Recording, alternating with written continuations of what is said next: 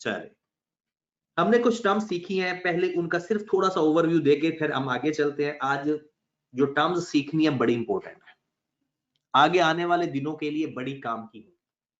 ठीक है, तो सबसे पहली टर्म है एंटिटी। हमने सीखा एंटिटी किसी भी बिजनेस को कहा जाता है। एंटिटी एक्चुअल में होता क्या है? एंटिटी ये एक्टिविटी होती है, मतलब बिजनेस होता है। मतलब फिलहाल जो डेफिनेशन मैंने पहले लिखवाई है उसकी बात नहीं मैं कर रहा, कोई भी बिजनेस को एंटिटी कहा जाता है। अगर वो बिजनेस प्रॉफिट अर्न करने की गर्ज से हुआ तो ट्रेडिंग एंटिटी, और अगर वेलफेयर के लिए हुआ तो नॉन ट्रेडिंग एंटिटी। अगर जो आप एंटिटी है, बिजनेस है, आपका काम है, अगर उसका मोटिव प्रॉफिट अर्न करना है तो हम उसे कहते हैं ट्रेडिंग एंटिटी या ट्रेडिंग ऑर्गेनाइजेशन। और अगर उसका काम लोगों की खिदमत करना हुआ, प्रॉफिट अर्न करना ना हुआ, तो हम उसे कहते हैं नॉन ट्रेडिंग। फिर हमने सीखा कैपिटल किसे कहते हैं। कैपिटल होता है बिजनेस के अंदर ऑनर की तरफ से इन्वेस्ट किए हुए पैसे या कोई और चीज। बिजनेस में पैसे इन्वेस्ट किए हुए ऑनर की तरफ से उसे कैपिटल कहते हैं। ओके, उसके बाद ड्राइंग्स कैसे कहते हैं ये भी कल हमने सीखा। बिजनेस में पैसा लगाना इन्वेस्टमेंट कैपिटल, और बिजनेस में से ऑनर कोई चीज अपने जाती इस्तेमाल के लिए निकाले कुछ भी, तो उसे हम कहते हैं ड्राइंग्स। उसके बाद है सेपरेट लीगल एंटिटी कॉन्सेप्ट सीखा हमने। सेपरेट लीगल एंटिटी कंसेप्ट का मतलब है कि बिजनेस की बुक्स सेपरेट रखनी है ऑनर की बुक्स से।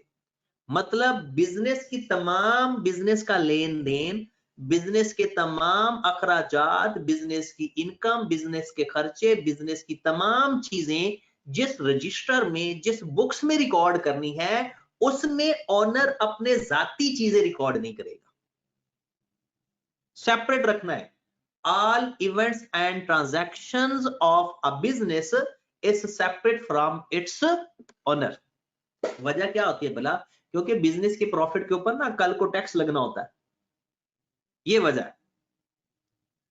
ठीक है, उसके बाद परचेजेस का जिक्र आएगा।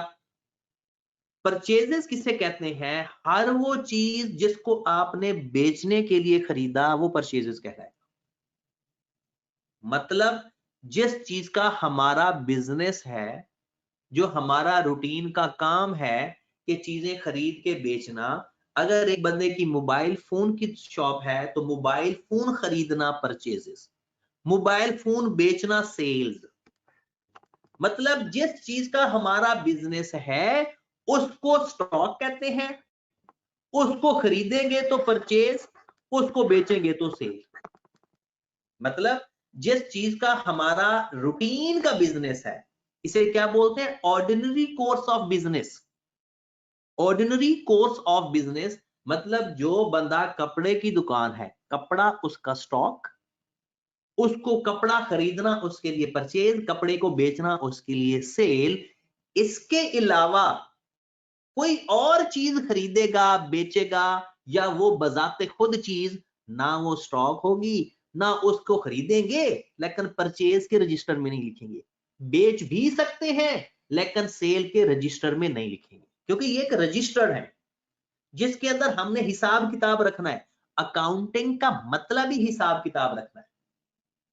परचेज के रजिस्टर में किसी बंदे ने कोई चीज लिख दी तो अकाउंटेंट चेक करने वाला यही समझेगा कि ये इसका स्टॉक खरीदा हुआ है। सेल के रजिस्टर में कोई चीज लिख दी तो अकाउंटेंट यही समझेगा कि उसने स्टॉक ही सेल किया है।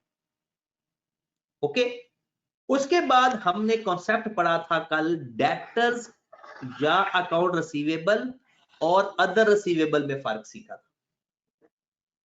डेटर या अकाउंट रिसीवेबल वो लोग जिससे हमने पैसे लेने हैं, रिसीवेबल है वो हमारा। एक अकाउंट, एक खाता है जिसके अंदर हमने उसका नाम लिखा हुआ है। अगर अपना स्टॉक उधार पे बेचोगे वो भी हमारा रिसीवेबल, कोई और चीज उधार पे बेचेंगे तब भी रिसीवेबल। लेकिन अगर स्टॉक बेचोगे यानी सेल करोगे ऑन क्रेडिट, सेल का मतलब क्या है, स्टॉक बेचा है, तो वो किस रजिस्टर में आएगा, डेटर्स के रजिस्टर में या अकाउंट रिसीवेबल के रजिस्टर में। इसके अलावा कोई भी रिसीवेबल है वो डेटर के रजिस्टर में नहीं आएगा, वो अदर रिसीवेबल के रजिस्टर में आएगा। अदर रिसीवेबल से क्या मुराद है, एक बंदा बिजनेस में से 10,000 उधार लेकर चला गया हमसे, उसने हमें पैसे वापस करने हैं, वो हमारा रिसीवेबल है। क्या आपने उसको स्टॉक बेचा था उधार पे, नहीं, वो तो पैसे लेकर गया, अदर रिसीवेबल में लिखा जाएगा। एक बंदा, हमारा फर्नीचर पुराना पड़ा था ऑफिस के अंदर, हमने एक बंदे को उधार पे बेच दिया, हमारा बिजनेस फर्नीचर का नहीं है, अब उस बंदे से भी हमने पैसे लेने हैं फ्यूचर में, तो वो भी हमारा अदर रिसीवेबल है, क्योंकि डेटर्स या अकाउंट रिसीवेबल में सिर्फ वो लोग आएंगे जिसको हमने अपना स्टॉक उधार पे सेल किया हुआ है, बस। Same as it is creditors या अकाउंट पे और अदर पेबल में फर्क भी यही है।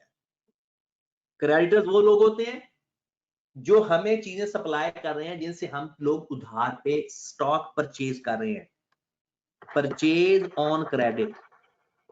और जब भी मैं परचेज का जिक्र करूंगा इसका मतलब है मैं स्टॉक खरीद रहा हूं। इसके अलावा हमने एसी भी उधार पे खरीदा, पेबल है, हमने किसी को पे करना है, हम उसको अदर पेबल में लिखेंगे, अकाउंट पेबल में लिखेंगे, हम उसको अदर पेबल में लिखेंगे, अकाउंट पेबल में नहीं लिखेंगे। क्लियर होगी बात, डन। चलिए हमारे भाई का सवाल है, अब सवाल काफी सारे इकट्ठे हो गए हैं, अब मैं बारी बारी सबका जवाब देता जाता हूं।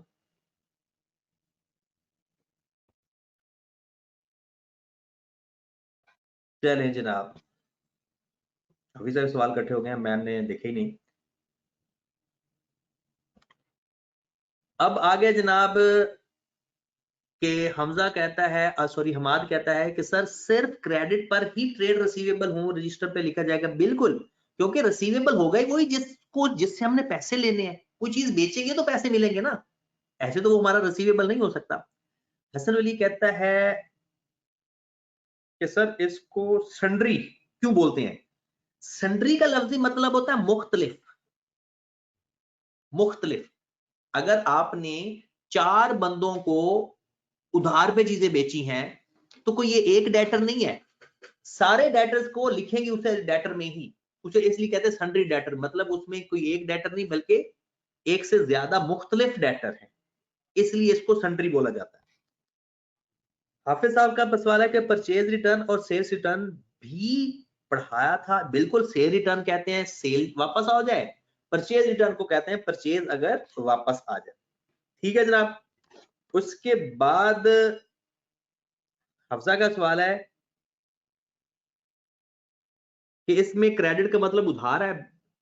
हाँ जी, ऑन क्रेडिट का मतलब उधार है, ऑन क्रेडिट, क्रेडिटर्स नहीं, ऑन क्रेडिट का मतलब बिल्कुल उधार है, बिल्कुल सही समझ रहे हो आप। लो जनाब, अबू बकर का सवाल भी आ गया कि क्रेडिट पर स्टॉक सेल करेंगे तो अकाउंट रिसीवेबल में लिखेंगे, क्रेडिट पर स्टॉक परचेज करेंगे तो अकाउंट पेबल में लिखेंगे। बिल्कुल यही बात तो मैं समझा रहा हूं कि अपना स्टॉक उधार पे खरीदा तो अकाउंट पेबल, बेचा तो अकाउंट रिसीवेबल, स्टॉक के अलावा कोई चीज खरीदेंगे बेचेंगे उधार पे तो वो अदर पेबल या रिसीवेबल में आएगा, डेटर्स या क्रेडिटर में नहीं आएगा। ओके हो गया जनाब। वैसे ये बातें मैंने सुननी आपसे थी। एक्सक्यूज मी सर, जी एक्सक्यूज मी सर, पूछे फॉर करीब भाई। Creditors in both cases we are business, के हमने अपने आप को हम बिजनेस है और अपने पॉइंट ऑफ व्यू से देखना है कि ये क्रेडिटर बनता है या डेबिटर वो बनता है डेटर बनता है। बिल्कुल सही है, हम हैं ही बिजनेस, हम बिजनेस के अकाउंट्स बनाते हैं, हम यस सर, ये बिजनेस। क्लियर करना, हाँ यस जी, सर ये हमने क्लियर करना था। बनाते हैं, ये कल भी बात हुई थी कि हम बिजनेस पॉइंट ऑफ व्यू से ही अकाउंट बनाते हैं। एहसन भाई का सवाल है कि सर मर्चेंडाइज किसे कहते हैं? एहसन भाई कल बताया था स्टॉक, इन्वेंट्री, मर्चेंडाइज और गुड्स एक ही बात है।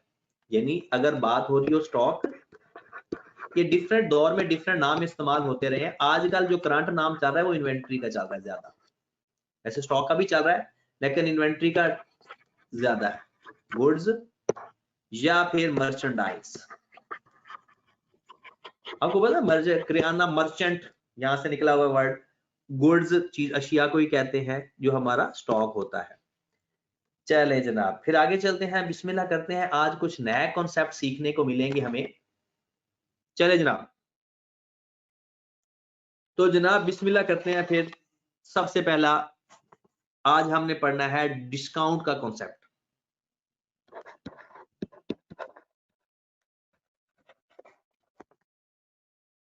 डिस्काउंट दो तरह से होता है अकाउंटिंग के अंदर। डिस्काउंट दो तरह के होता है अकाउंटिंग के अंदर, जो आगे जाकर हमने इसका जिक्र भी करना है और बार बार इसको सीखना भी है। एक डिस्काउंट को कहते हैं trade discount,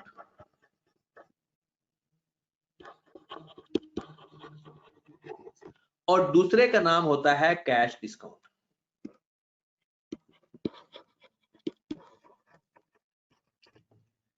trade discount directly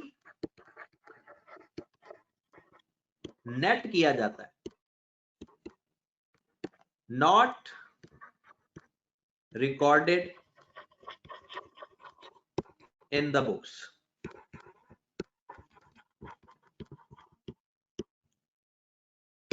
trade discount directly net किया जाता है, बुक्स के अंदर रिकॉर्ड नहीं होता। मतलब इसका क्या है, आपने कोई चीज खरीदी है और 100 रुपए की चीज आपको 90 रुपए की मिल गई। 100 रुपए की चीज आपने 90 रुपए की खरीदी, तो आपने 90 रुपए से लिखना है, 10 रुपए डायरेक्टली नेट कर देने हैं। डायरेक्टली नेट करके अपनी बुक्स में 90 रुपए लिखना है, यानी 100 माइनस 10 इज इक्वल टू 90। 90 से वो चीज लिखनी है, 100 रुपए से नहीं लिखनी।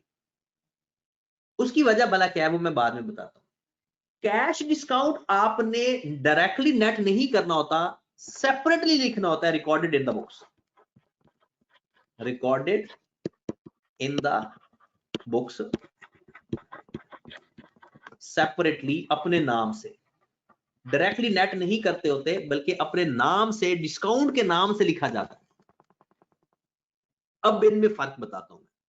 कैश डिस्काउंट आपने पहले भी पढ़ा हुआ है, वैसे ट्रेड डिस्काउंट के बारे में भी आप जानते हो।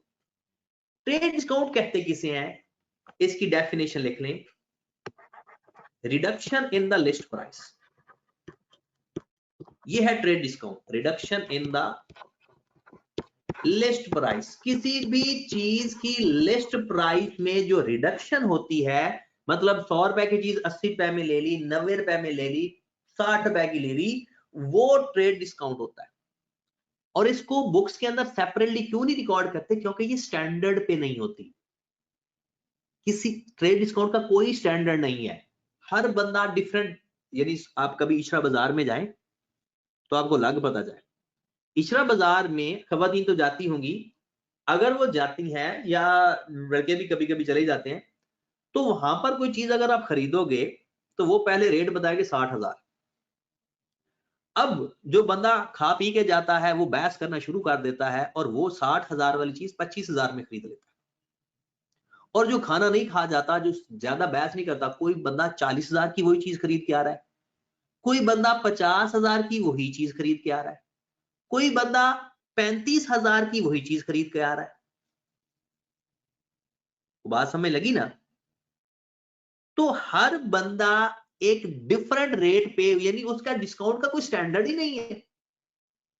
अब किसी यानी अक्सर हमने एक कहावत सुनी होगी कि हमारे मुल्क के अंदर, क्या तो पूरी दुनिया में ऐसा है कि जो पठान भाई होते हैं वो अपनी मार्केट, बल्कि है ही मार्केट सब उनकी, यानी बिजनेस के अंदर सबसे ज्यादा पठान मार्केट में बैठे हैं।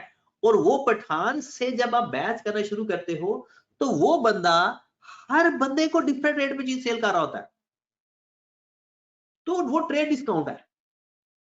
क्योंकि ट्रेड डिस्काउंट की अगर मैं एग्जांपल बताऊं ना, तो सबसे पहली ट्रेड डिस्काउंट की एग्जांपल ही यही है, बारगेनिंग डिस्काउंट। बारगेनिंग डिस्काउंट, जो बारगेन करके डिस्काउंट लिया जाता है हम उसको ट्रेड डिस्काउंट कहते हैं, और उसको डायरेक्टली चीज की ओरिजिनल कीमत से माइनस करके जितने की खरीदो फरोख्त हो रही है वही अमाउंट लिखते होते हैं। ये नहीं कि चीज इतने की थी और डिस्काउंट हमने अलग से लिखना है, अलग से नहीं लिखना कभी भी। अलग से ना लिखने का मतलब ये है कि डिस्काउंट, ट्रेड डिस्काउंट का अपना कोई रजिस्टर नहीं बनता। ट्रेड डिस्काउंट का अपना कोई रजिस्टर नहीं होता, वो जो चीज जितने की खरीद रहे हैं उसमें से ही माइनस होकर लिखते हैं, अलग से नहीं लिखते। फिर उसके बाद एक आता है बल्क डिस्काउंट, ये आप सबको पता चल गया होगा। बल्क डिस्काउंट तब मिलता है जब चीजें हम ढेर सारी खरीदें, बल्क में खरीदें। अगर आप चीज 1 किलो खरीदते हो तो रेट कोई और होता है, 5 किलो खरीदोगे तो वो थोड़ा पर केजी के हिसाब से रेट में कंप्रोमाइज कर लेगा। तो जो बल्क में डिस्काउंट, बल्क से डिस्काउंट मिलता है, बल्क सेल या परचेज करने पे डिस्काउंट का जिक्र होता है, वो भी ट्रेड डिस्काउंट होता है। एक और इंटरेस्टिंग मैं डिस्काउंट बताता हूं, रेफरेंस डिस्काउंट। वैसे ये किसी बुक में नहीं लिखा हुआ।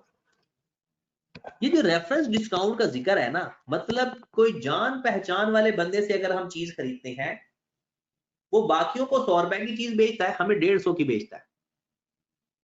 ये हमारे वैसे होता है, रेफरेंस ऐसा होता है, ठीक है। लेकिन जो रेफरेंस डिस्काउंट एक्चुअल में होता है कि अगर आप नॉर्मली वो चीज 100 रुपए की बेचता है, हमारे चाचे मामे ताए का कोई बेटा निकल आया या कोई जान पहचान वाला बंदा निकल आया, तो उसने हमें थोड़ा सा सस्ती चीज दे दी, तो रेफरेंस बेस पे जो डिस्काउंट मिलेगा। या ये जो अक्सर आपने देखा होगा अप टू 70%, जो डिस्काउंट की कमर्शलाइज नहीं किया होता कि जनाब 70% डिस्काउंट आपको मिल रहा है सेल्स के, यानी जो सर्विस के शूज खरीदोगे, बाटा के शूज खरीदोगे तो 70% डिस्काउंट मिल रहा है, 50% डिस्काउंट मिल रहा है, 1 गेट 1 फ्री। इस तरह के तमाम डिस्काउंट भी ट्रेड डिस्काउंट होते हैं। मतलब जब भी आप कोई चीज खरीदो या बेचो, उस वक्त जो लिस्ट प्राइस में किसी भी सूरत में कमी करवा लो, वो ट्रेड डिस्काउंट है। किसी भी फॉर्म में करवा लो, चाहे बार्गेनिंग करके करवा लो, चीजें ज्यादा खरीद के कर लो, कोई रेफरेंस लड़ा लो, या बाहर ही उसने लिख दिया, ये सारे के सारे क्या कहलाते हैं? Trade discount. अब आ जाओ कैश डिस्काउंट।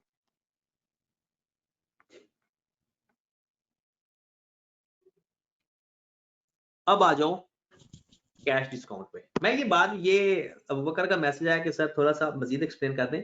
बकर भाई मैंने ये बार बार डिस्काउंट की चीजें आनी है, वे बार बार होनी है डिस्कस। कैश डिस्काउंट का मतलब क्या है? कैश डिस्काउंट होता है फिर सेटलमेंट। ट्रेड डिस्काउंट की ठीक से समझ नहीं आई। मैं बता देता हूं, सेटलमेंट डिस्काउंट, या इसको कहते हैं प्री पेमेंट डिस्काउंट।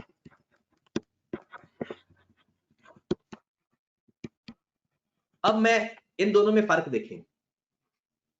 जब आप कोई चीज खरीदोगे, जिस टाइम पर खरीद रहे हो, उस टाइम पर अगर आप उसकी लिस्ट प्राइस से किसी भी सूरत में कीमत कम करवा लो, वो ट्रेड डिस्काउंट होता है। किसी भी सूरत में आपने थोड़ी बहस करके कीमत कम करवा ली, ट्रेड डिस्काउंट ले लिया।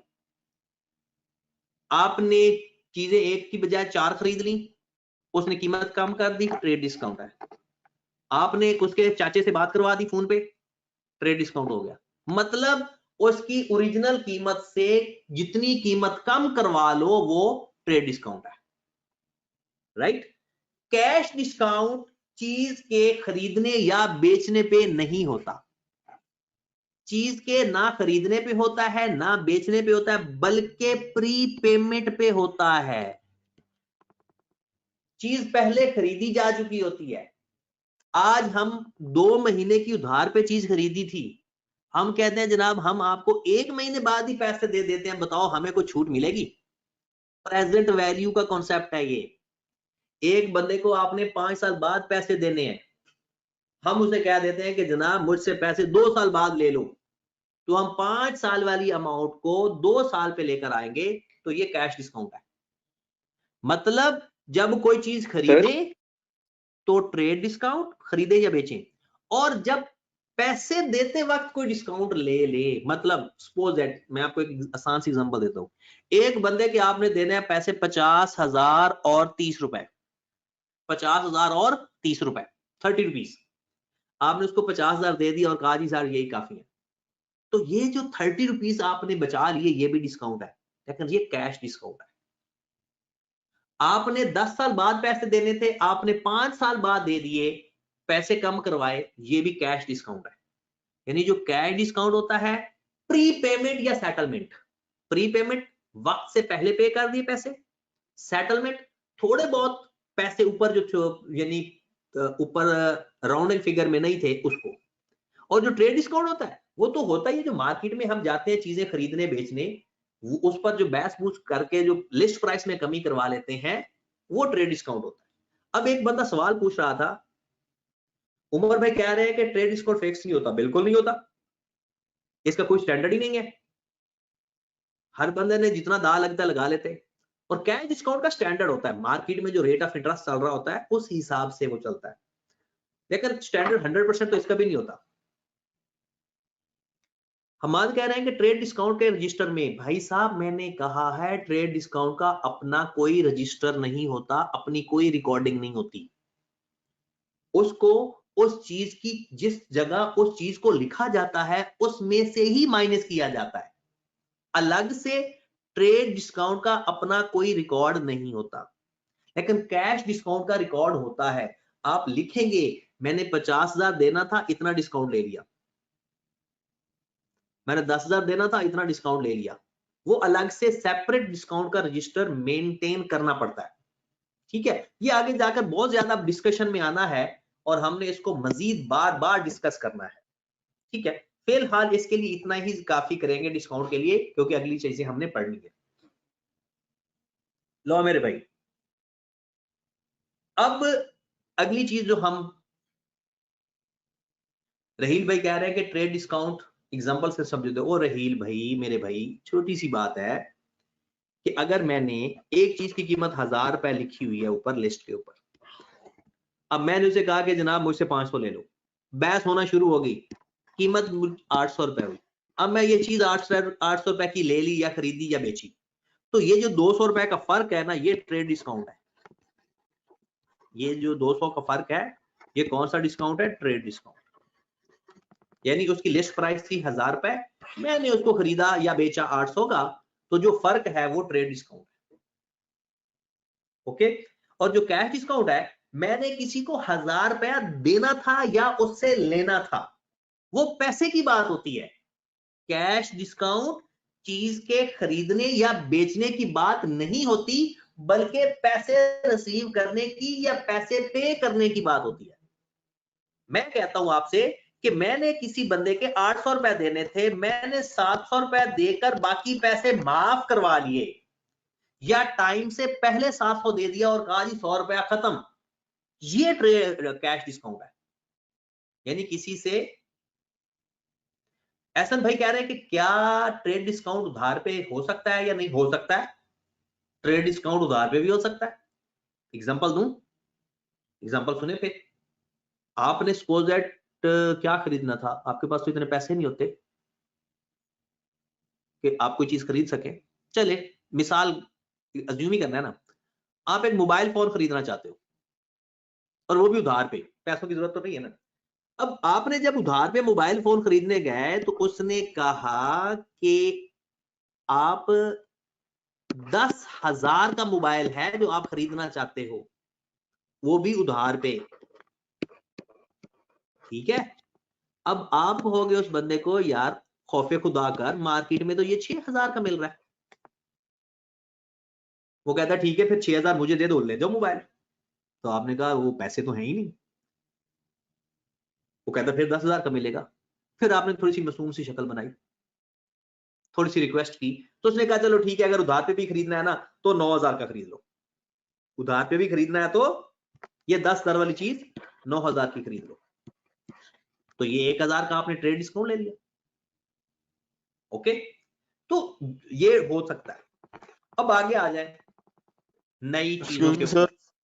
जी सर ट्रेड डिस्काउंट मींस कि अगर हमने कोई चीज खरीदी है और उसमें हमें कुछ डिस्काउंट मिला, मींस जैसे आपने कहा 200 रुपए का, तो जब हमने इस चीज का रिकॉर्ड बनाना है तो हमने बिल्कुल इग्नोर कर देना और हमने सिर्फ उसकी प्राइस 800 लिखनी है। 800 लिखनी है, सिर्फ 800 लिखनी है। ऐसा है? या लिखने के लिए आप ऐसे करके लिख सकते हो, ऐसे करके लिख सकते हो, लेकिन एक्चुअल में अमाउंट रिकॉर्ड में ये जा रही है 800।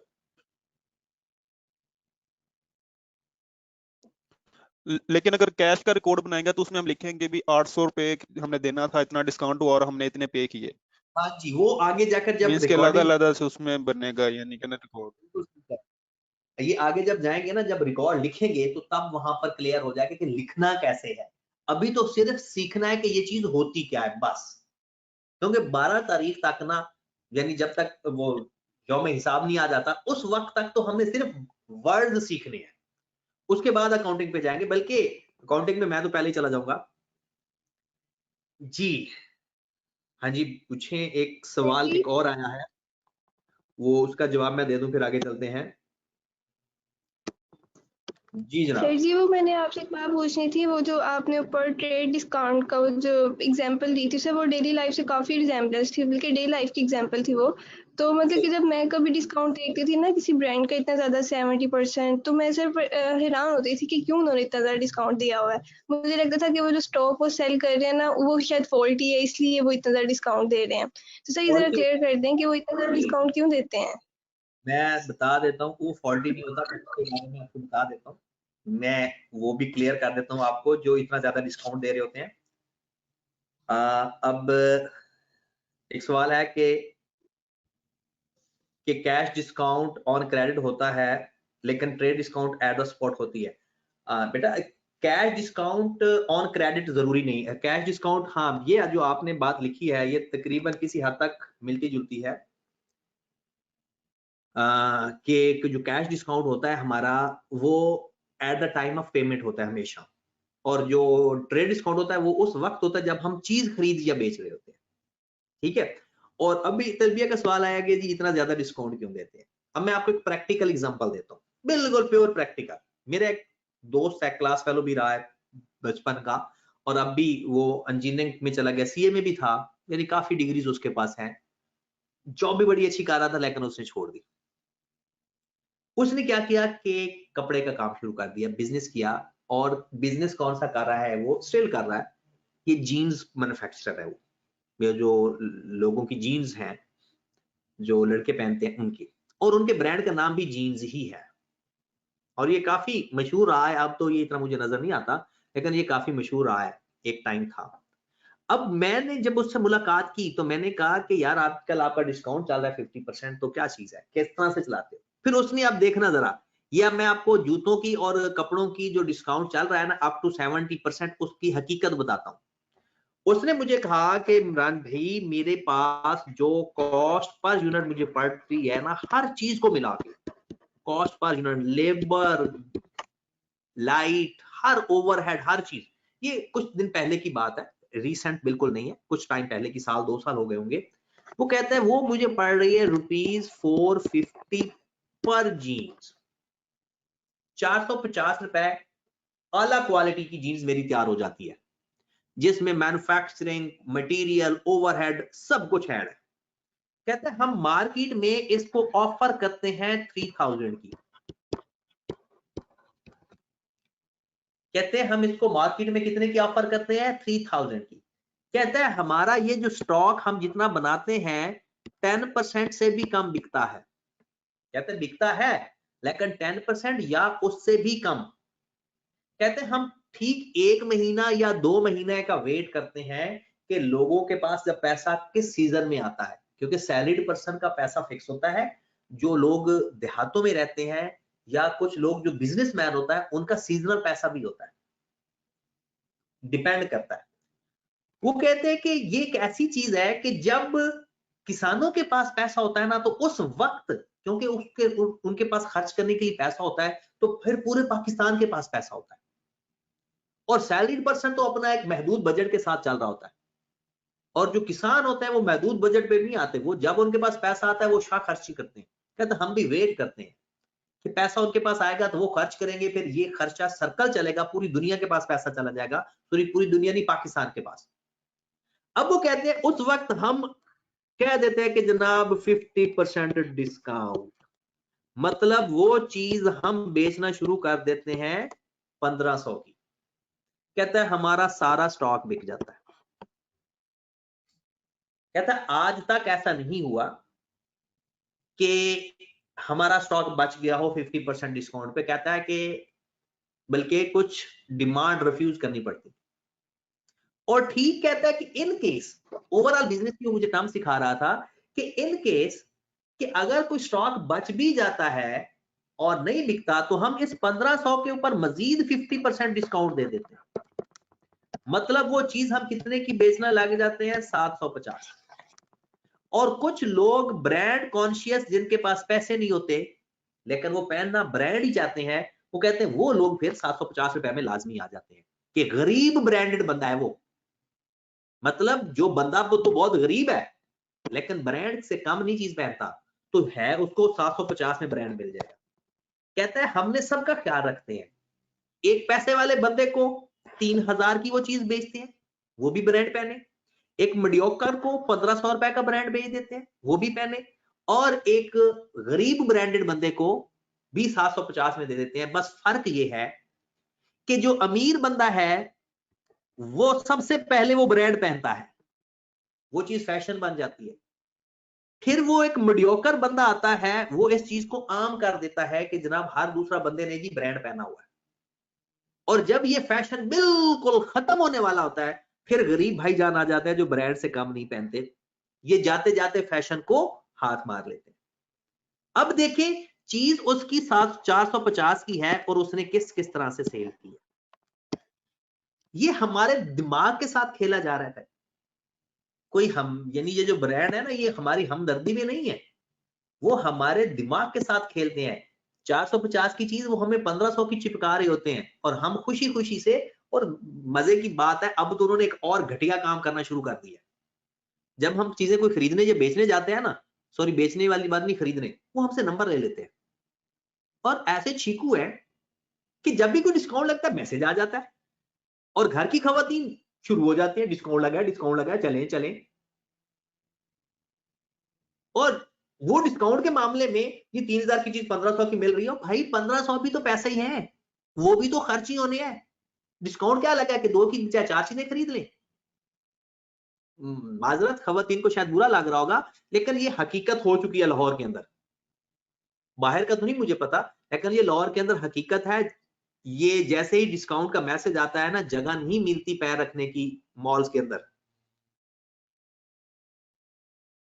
अच्छा अब कुछ क्वेश्चन है उनके मैं आंसर दे दूं फिर आगे चलते हैं कि सर कैश डिस्काउंट और क्रेडिट होता है लेकिन ट्रेड, ये तो सवाल हो गया था शायद, मैं पीछे बैठा हूं अभी।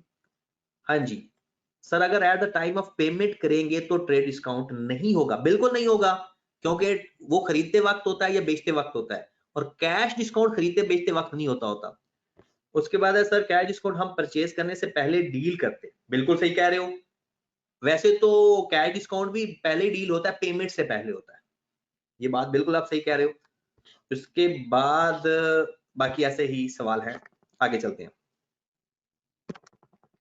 आगे चलते हैं, हम नई टर्म जो सीखते हैं वो है हमारे लिए, अभी एक शख्स ने कहा था उसी को ही देख लेते हैं। ये एसेट, एसेट हम किसका पढ़ रहे हैं, बिजनेस का। बिल्कुल इसको उर्दू में असासा कहा जाता है। ये बिजनेस के असासा है।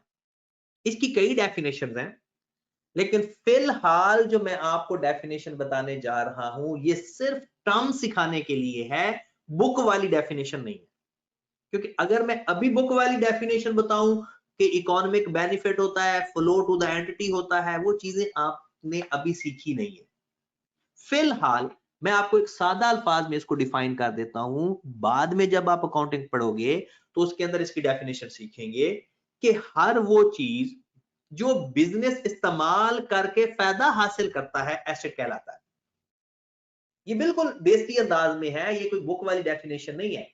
हर वो चीज जिसको बिजनेस इस्तेमाल करके उससे बेनिफिट हासिल करता है उसको एसेट कहा जाता है। वो उस बिजनेस के लिए, बिजनेस का वो एसेट होता है। अब होता क्या है, वो फिर दो तरह का होता है। एक को एसेट को कहा जाता है नॉन करंट एसेट, और एक एसेट को कहा जाता है करंट एसेट। एक एसेट को कहा जाता है नॉन करंट एसेट, एक टाइप होती है, और एक टाइप होती है करंट एसेट। ओके, एक होता है नॉन करंट एसेट और एक होता है current asset. Non current asset का दूसरा नाम होता है fixed asset. Non current asset का दूसरा नाम क्या होता है? फिक्स्ड एसेट, ये नाम है उसका।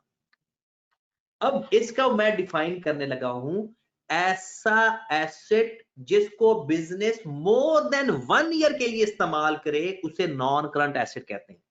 मतलब इसकी जो मेन जड़ है वो क्या है? मोर देन 1 ईयर उसकी लाइफ हो, मोर देन 1 ईयर, 1 साल भी नहीं, 1 साल से ज्यादा।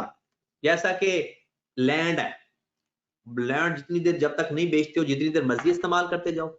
बिल्डिंग है, गाड़ियां हैं, फर्नीचर है, ये सारे के सारे क्या है? नॉन करंट एसेट है। और जिसकी लाइफ 1 साल या 1 साल से कम हो, लेस देन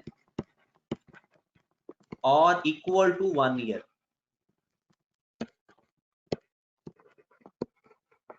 उसको हम कहते हैं करंट एसेट। उसको क्या कहते हैं? ऐसी चीज जो हमें फायदा दे 1 साल से कम टाइम के लिए तो करंट एसेट, 1 साल से ज्यादा के लिए तो नॉन करंट एसेट। क्लियर होगी बात? अब फर्दर नॉन करंट एसेट दो टाइप के होते हैं। फर्दर नॉन करंट एसेट दो टाइप के होते हैं। एक होते हैं tangible, tangible non current asset, और एक होते हैं इनटेंजिबल नॉन करंट एसेट। एक होते हैं टेंजिबल नॉन करंट एसेट, एक होते हैं intangible non current. Tangible non current asset भला किसे कहते हैं?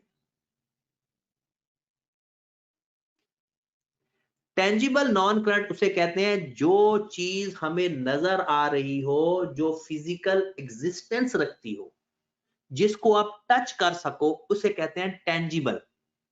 और ऐसी चीज जो हो तो सही लेकिन उसको हम टच ना कर सकते हैं, उसे कहते हैं इनटेंजिबल।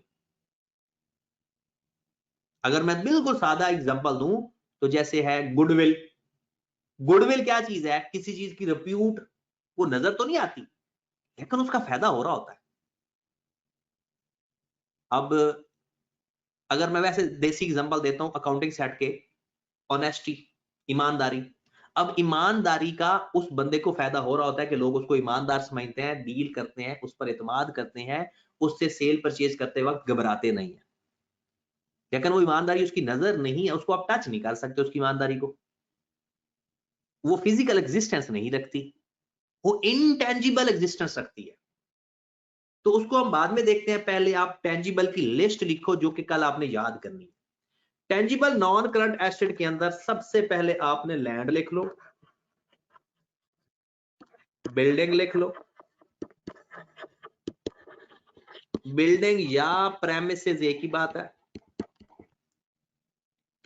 प्लांट एंड मशीनरीज, ये सारी वो चीजें हैं जो कि नॉन करंट एसेट है हमारे, और एग्जिस्टेंस भी रखते हैं, बिजनेस से फायदा भी हासिल करता है। फर्नीचर,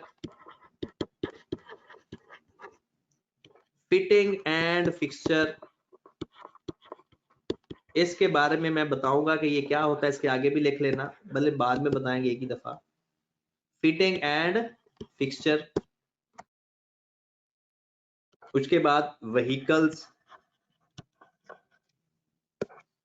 ऑफिस इक्विपमेंट,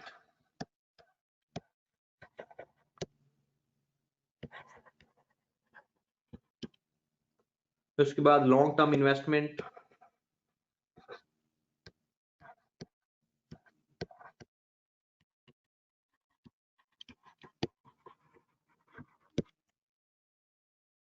ये सारी चीजें हमारे पास non current tangible current assets के यानी लिस्ट में आती हैं। लैंड आपको पता है किसे कहते हैं, लैंड के बारे में आप जानते हो, बिल्डिंग के बारे में जानते हो, प्लांट और मशीनरीज के बारे में जानते हो, फर्नीचर के बारे में जानते हो। Fitting and fixture soon low. Fitting and fixture, जो चीजें दीवारों के अंदर फिट या फिक्स कर दी जाती हैं उन्हें कहते हैं फिटिंग एंड फिक्सचर।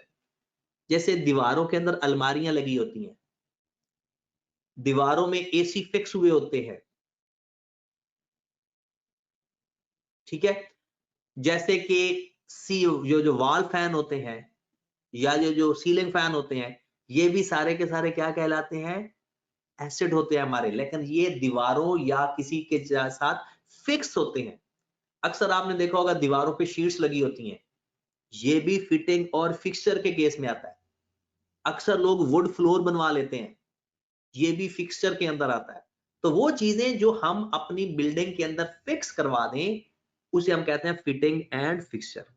व्हीकल के बारे में आप जानते हो कि हमारी गाड़ियां होती हैं। ऑफिस इक्विपमेंट में क्या चीजें आती हैं, प्रिंटर, मॉनिटर यानी कंप्यूटर्स। उसके बाद पहले तो क्या आता था, फैक्स मशीन होती थी पहले, तो अब वो ऑब्सलीट हो गई है। लॉन्ग टर्म इन्वेस्टमेंट, ये ऑनर की इन्वेस्टमेंट नहीं है, क्योंकि ऑनर की इन्वेस्टमेंट तो कैपिटल होती है। ये बिजनेस की इन्वेस्टमेंट है कि बिजनेस कहीं इन्वेस्टमेंट करे, किसी कंपनी के शेयर खरीद ले या किसी कंपनी में पैसा लगाए या कोई प्राइज बॉन्ड खरीद ले, किसी जगह इन्वेस्टमेंट करे बिजनेस, तो वो उसका एसेट होता है। ये ऑनर का नहीं है, ये बिजनेस की इन्वेस्टमेंट है। और ये सारे नॉन करंट होते हैं। जी कोई सवाल पूछना चाह रहा था? सर अगर बंदा ऑनलाइन पे करे इस पे लॉन्ग टर्म इन्वेस्टमेंट पे, तो ऑनलाइन पे करते वक्त ये हम लोग टच तो नहीं हो सकती ये चीज, क्योंकि इन्वेस्टमेंट जो होती है वो हमेशा कैश देकर ही की जाती है। तो बस मैं बताता हूँ, ये जो इन्वेस्टमेंट है ना, ये एक्चुअल में हमने जो कैश किसी जगह लगाया होता है ना, ये टेंजिबल की कैटेगरी में आती नहीं है और ना ही इनटेंजिबल की कैटेगरी में आती है। इसको वैसे नॉन करंट एसेट की लिस्ट में लिखा जाता है, ठीक है। तो हमने क्या करना है इस चीज के साथ, कल इंशाल्लाह इसको दोबारा डिस्कस करना है, टेंजिबल एसेट्स की लिस्ट को, ठीक है। कल एसेट्स की लिस्ट को डिस्कस करेंगे, क्योंकि कल हमारा थ्योरी का इंशाल्लाह लास्ट डे होगा। तो कल फिर हम बताएंगे इसको सारी बातें कि जो आप लोग सवाल पूछ रहे हो, कुछ लोगों के मैसेज आ रहे हैं मुझे, तो कल सारी डिस्कशन करेंगे, ठीक है। अभी आज वैसे ही बहुत सारी बातें होगी, कल इंशाल्लाह फिर बाकी बातें करेंगे, ठीक है जनाब। ओके जी, अल्लाह हाफिज। अल्लाह हाफिज।